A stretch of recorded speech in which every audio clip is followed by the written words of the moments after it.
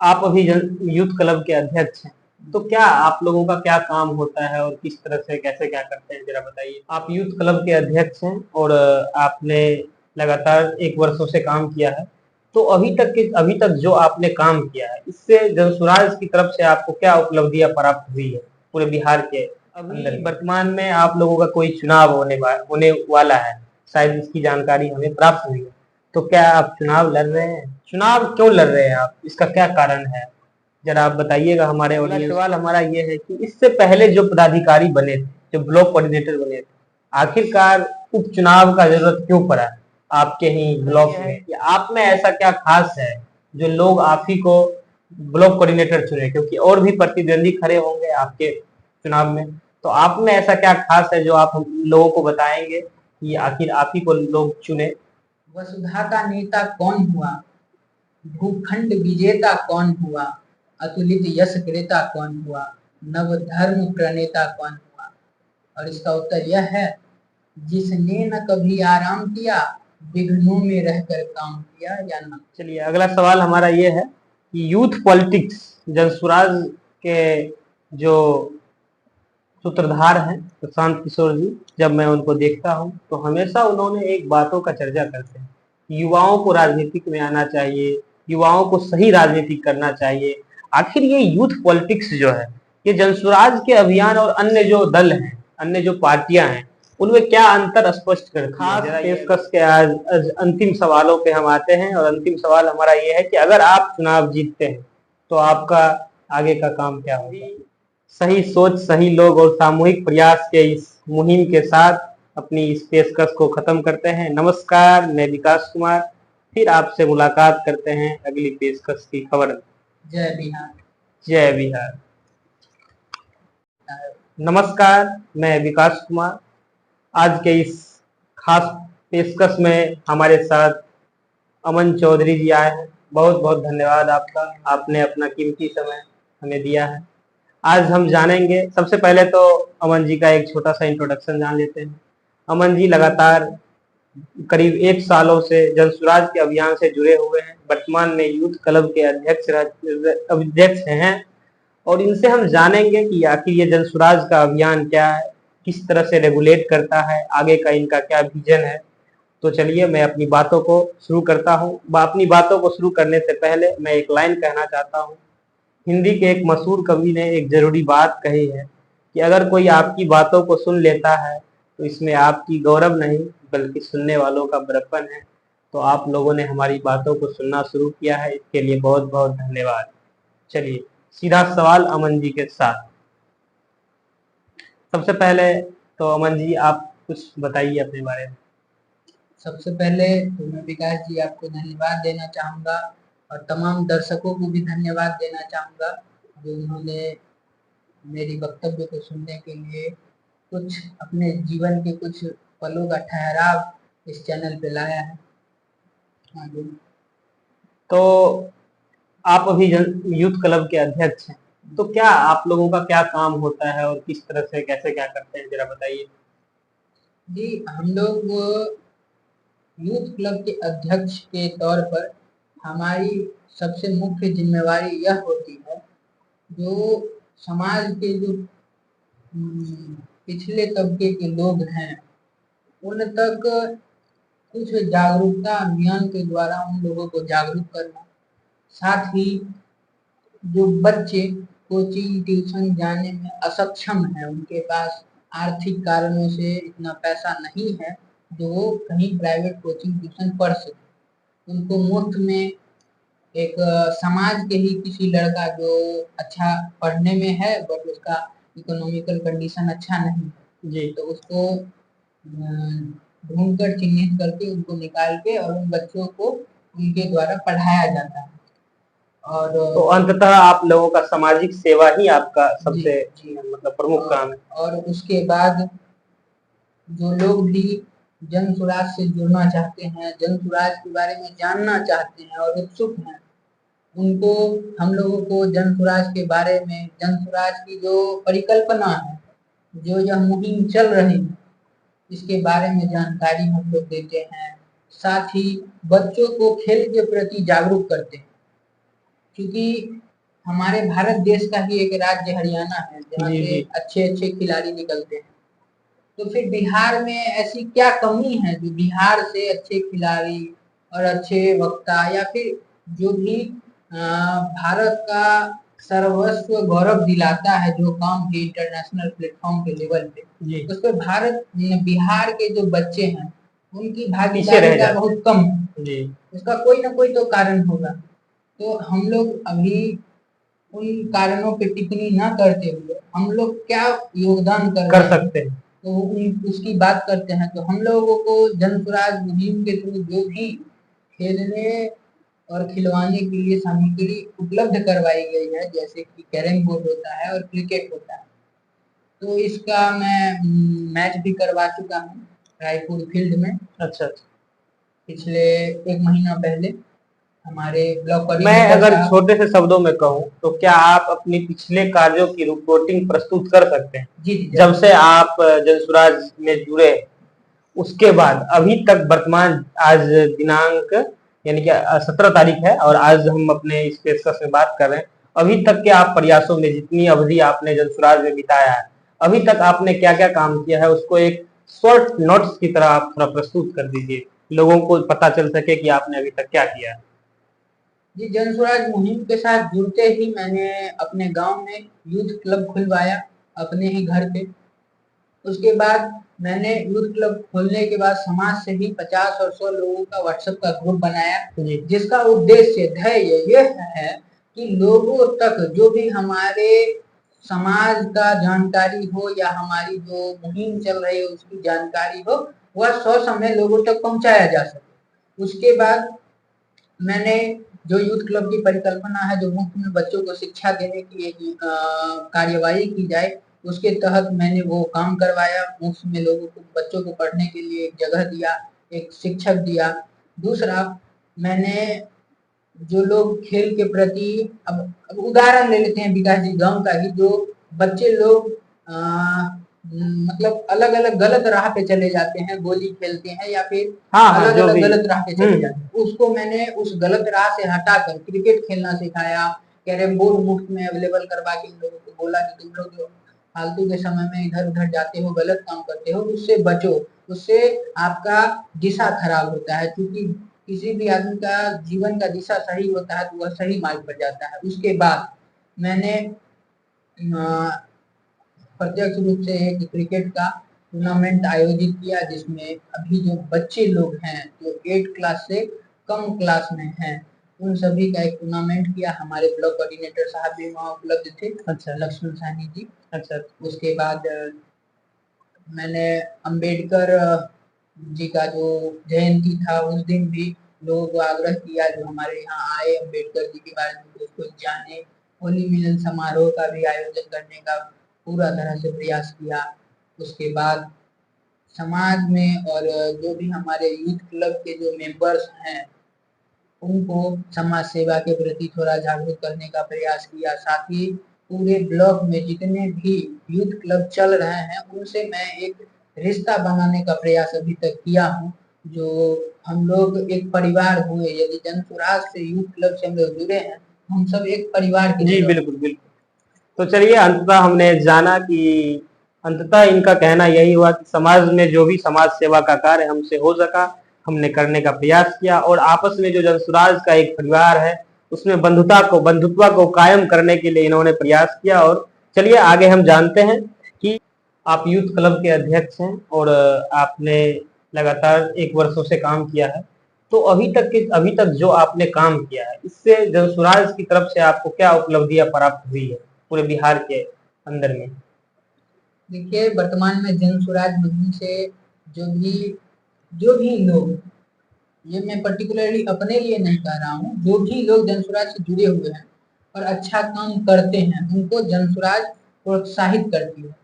वह digital media के through ही प्रोत्साहित करती है, परंतु प्रोत्साहित करती है। जी इसमें हमारा एक जन स्वराज का डेली न्यूज अपडेट करके आता है, उसमें सूचना दिया जाता है जो आज इस ब्लॉक कोऑर्डिनेटर ने इतना काम किया, आज इस ब्लॉक यूथ क्लब के अध्यक्ष ने इतना काम किया।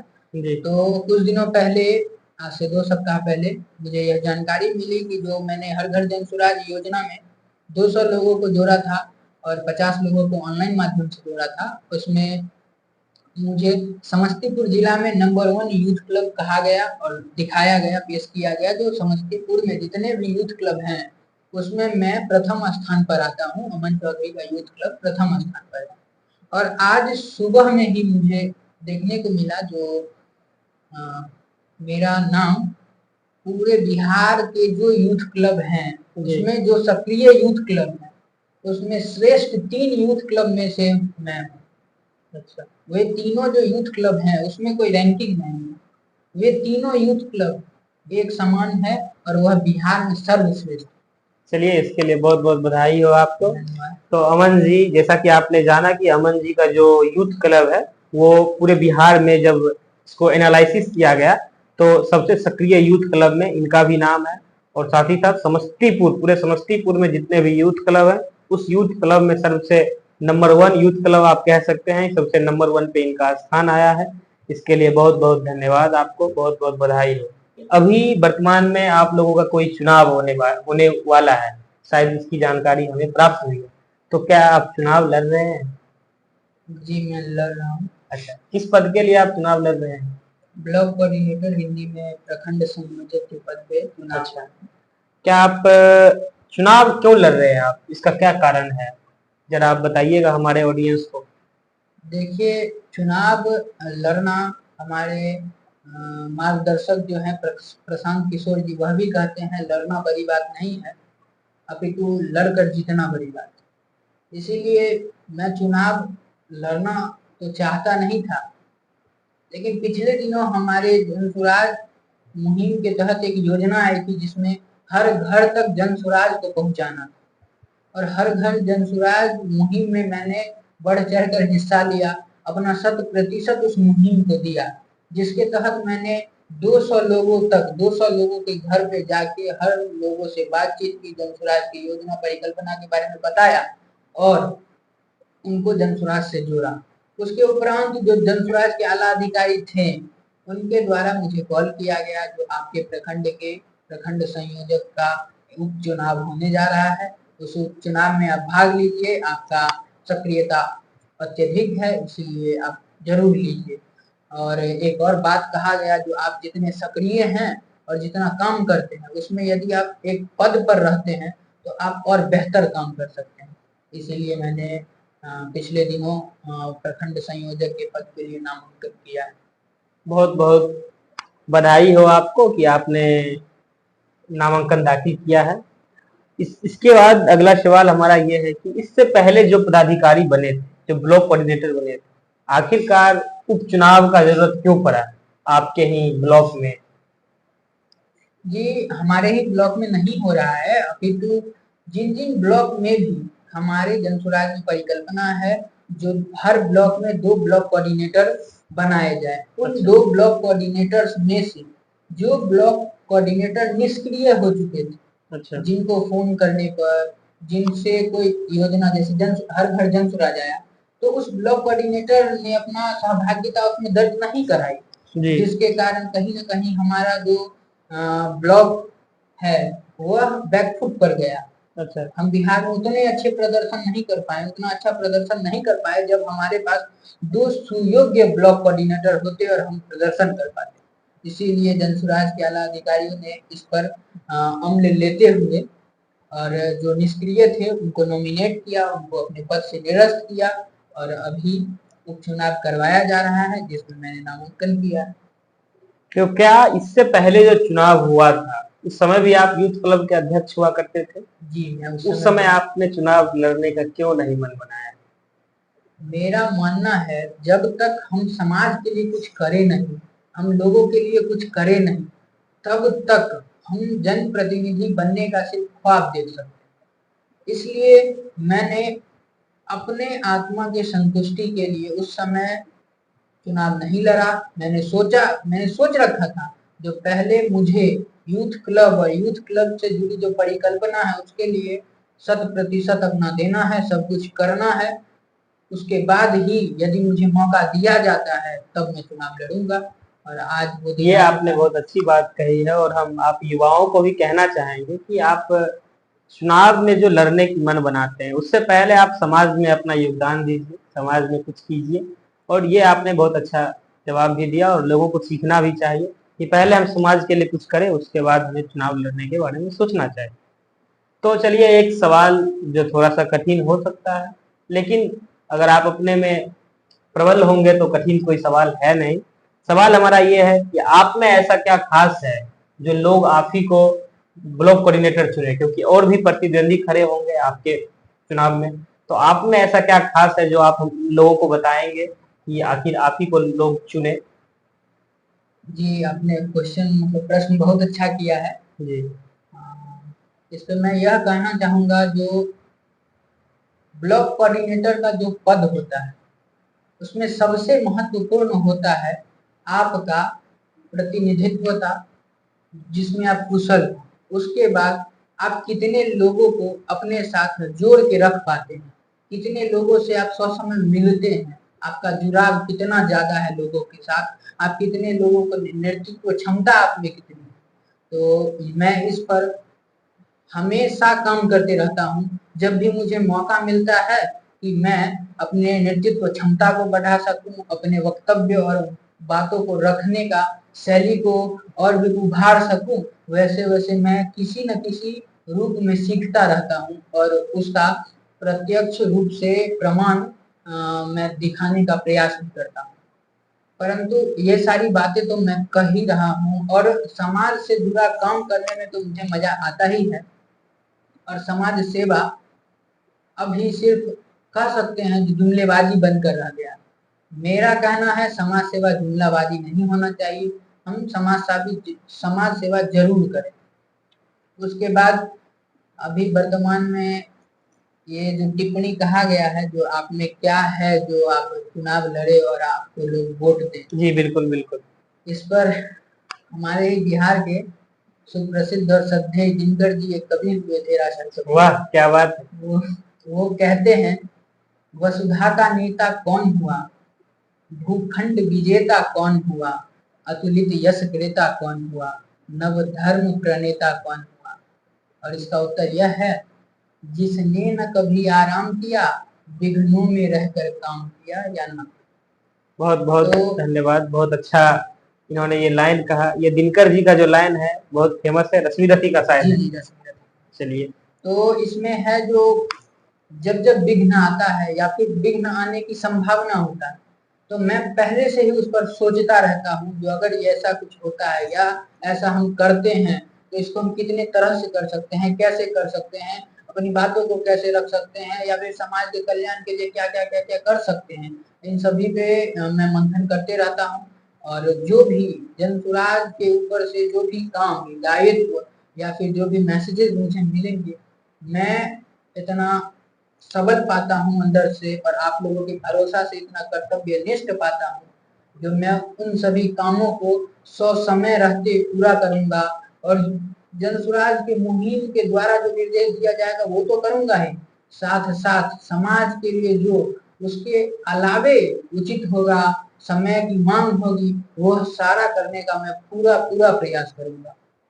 चलिए, अगला सवाल हमारा ये है कि यूथ पॉलिटिक्स, जनसुराज के जो सूत्रधार हैं प्रशांत किशोर जी, जब मैं उनको देखता हूं तो हमेशा उन्होंने एक बातों का चर्चा करते हैं, युवाओं को राजनीतिक में आना चाहिए, युवाओं को सही राजनीति करना चाहिए। आखिर ये यूथ पॉलिटिक्स जो है, ये जनसुराज के अभियान और अन्य जो दल हैं, अन्य जो पार्टियां हैं, उनमें क्या अंतर स्पष्ट करती है, जरा ये अगर बता सके तो आप बताइए। देखिए, हम भारतवर्ष में रहते हैं और भारतवर्ष का इतिहास बहुत बुलंद है। तो हम पुरातन काल से ही देखते आते हैं, जो यदि युवा का राजनीतिक हो या राजधर्मिक व्यवस्था हो, तो उसमें यदि युवा का पर्याप्त रूप में भागीदारी नहीं होता है, तो कहीं न कहीं युवा के अधिकारों का हनन होता है। और वही वर्तमान में मैं देख रहा हूँ, जो लोग यूथ इन पॉलिटिक्स, युवाओं को राजनीति में आगे आना चाहिए, ये सारी बातें तो हो रही, बहुत अच्छी बातें हैं, परंतु उसका इम्प्लीमेंट सही से नहीं हो पा रहा है। यही भिन्नता दिखाती है जो जनसुराज में यूथ इन पॉलिटिक्स की क्या भूमिका है और अन्य पार्टियों या फिर अभी तो मैं पार्टी पर चर्चा और टिप्पणी नहीं नहीं बिल्कुल बिल्कुल, क्योंकि अभी हम लोग पार्टी नहीं है। जी जब होंगे तो उस पर भी खुल के चर्चा किया जाएगा। जी जी। तो हमारी यूथ इन पॉलिटिक्स की विचारधारा मात्र यह नहीं है जो हम किसी के बेटे हैं तब हम यूथ हुए तो हमें कहीं से कुछ भी पद दिया जाए या कहीं से टिकट दिया जाए। नाम लेने से मैं भी बचना चाहूंगा। जी जी। आप लोग भी समझ रहे हैं किन लोगों की मैं बात कर रहा हूँ। परंतु यूथ इन पॉलिटिक्स का जो असली और उचित विचारधारा है वह जनसुराज में आपको देखने को मिलेगा। कहिएगा कैसे? तो यह जो यूथ क्लब की जो भूमिका है या फिर यूथ क्लब की जो परिकल्पना है यह बहुत ब्रॉड है। यह मथनी की तरह काम करेगा और जो युवा भी इसमें काम करना चाहेंगे, जो युवा भी अपना 100% देंगे, मुझे प्रशांत किशोर जी पर पूरा पूरा भरोसा है। जो उन युवाओं को सक्रिय राजनीति में आने की पूर्णतः भूमिका दी जाएगी और आगे जो होगा हमारे आला अधिकारियों के द्वारा और आदरणीय प्रशांत किशोर जी के द्वारा जो भी सूचना दी जाएगी उसके अनुसार हम लोग पूरा पूरा अपना प्रयास करेंगे काम करने। चलिए इस खास पेशकश के आज अंतिम सवालों पे हम आते हैं और अंतिम सवाल हमारा ये है कि अगर आप चुनाव जीतते हैं तो आपका आगे का काम क्या होगा?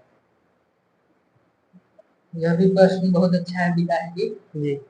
इसमें यदि मैं चुनाव जीतता हूँ तो अभी एक महत्वपूर्ण बात यह है कि जनसुराज का कैरिकुलम जो होता है आगे क्या क्या होने वाला है यह स्पष्ट नहीं है। जी बिल्कुल। और आला अधिकारियों के द्वारा अभी किसी को इसके बारे में बताया भी नहीं गया। यानी पार्टी का जो आगे का काम आपको दिया जाएगा उसको आप नहीं है विकास जी। अच्छा, जो अभियान आपका जनसुराज चल रहा है उस अभियान के तहत आपको जो काम सौंपा जाएगा आप उसको 100% अपने ब्लॉक कोऑर्डिनेटर होने के नाते अपने ब्लॉक में इम्प्लीमेंट करने का काम कीजिएगा। यही आपका जवाब है। उसके साथ यह तो मेरा है ही जो अगर ऊपर से कोई भी काम आया जी तो उसको मैं समय से पहले पूरा करने का पूरा प्रयास करूंगा और समय पर तो पूरा करके दूंगा। चाहे उसके लिए मुझे दिन को जगना मैंने रात को भी जगना पड़े और दिन में धूप में झुलसना पड़े या वर्षा में भीगना पड़े, उससे मैं ना तो डरा हूँ अभी तक और ना आगे डरूंगा। और दूसरा यह है, मान के चलिए हमें जनसुराज की तरफ से यह निर्देश नहीं आया कि आप ब्लड कैंप लगवाइए, लेकिन वह समाज के हित के लिए है। जो कभी किसी को ब्लड का जरूरत हुआ उस समय यदि हम दान करते हैं आज तभी किसी को मिल पाएगा। उस काम के लिए मैं जनसुराज से मदद मांगूंगा, जनसुराज को यह बताऊंगा जो मैं यह करना चाहता हूँ, आप मेरी मदद कीजिए। और यदि वह मदद नहीं करते हैं तो मुझे यह पूरा भरोसा है जो मेरा जो जनसुराज का यह परिवार बना है यह मेरी पूरी तरह से मदद करेगा मेरे काम में। चलिए आपने बहुत अच्छा से अपनी बातों को रखा है। हो सकता है अगर कोई सवाल छूट गया हो तो इसके लिए मैं माफ़ी चाहता हूँ और अंततः मैं यही कहना चाहूँगा, आज के इस पेशकश में हमने अमन जी से बात किया, अमन जी से बहुत सारे सवालों का सवाल पूछा और उन्होंने अच्छा तरीका से जवाब दिया है। हो सकता है कोई सवाल छूट गया हो तो इसके लिए माफ़ी चाहते हैं। और अंततः आप युवाओं को क्या संदेश देना चाहेंगे? देखिए, मैं युवाओं को यही संदेश देना चाहूँगा और वही मेरा संदेश भी है। मैं उसको अपना ही संदेश मानता हूँ, मैं उसी को ध्यान में रख के मैं काम भी करता हूँ। जो इंतजार मत करो, इंतजार मत करो, जो करना है कर डालो, जो करना है कर डालो, क्योंकि बाद में करने का कोई अर्थ ना रह जाएगा, क्योंकि बाद में करने का क्यों अर्थ ना रह जाएगा, क्योंकि विकास जी जब जो समय बीत जाता है वह वापस नहीं होता। क्योंकि बाद में यदि हम यह कहते हैं यदि यह कर लेते तो वह हो जाता, वह कर लेते तो यह हो जाता, उसका कोई अर्थ नहीं रह जाता है। इसीलिए जब जो काम मन में आए, जब जो आप सोचिए उसको पूरी ईमानदारी, पूरे लगन और पूरी अपनी शक्ति के साथ कीजिए। धन्यवाद। चलिए तो इस पॉडकास्ट को खत्म करते हैं और हम भी सही सोच, सही लोग और सामूहिक प्रयास के इस मुहिम के साथ अपनी इस पेशकश को खत्म करते हैं। नमस्कार, मैं विकास कुमार, फिर आपसे मुलाकात करते हैं अगली पेशकश की खबर। जय बिहार। जय बिहार।